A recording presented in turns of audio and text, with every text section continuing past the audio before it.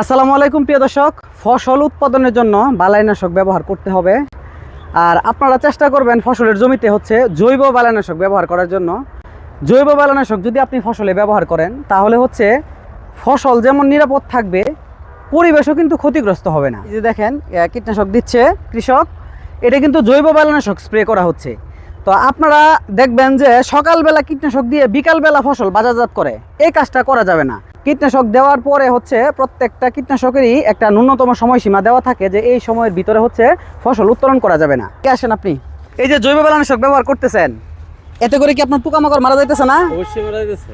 আচ্ছা, এই যে রাসায়নিক কীটনাশক ব্যবহার করেন, এটা রাইখা যে এখন জৈব বালাইনাশক ব্যবহার করতেছেন, এটা কি ভালো না? অবশ্যই ভালো।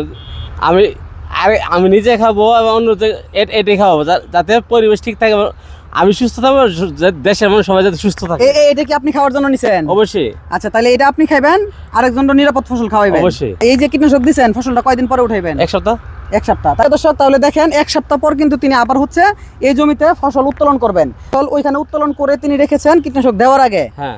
আর এখন কীটনাশক তিনি দিচ্ছেন।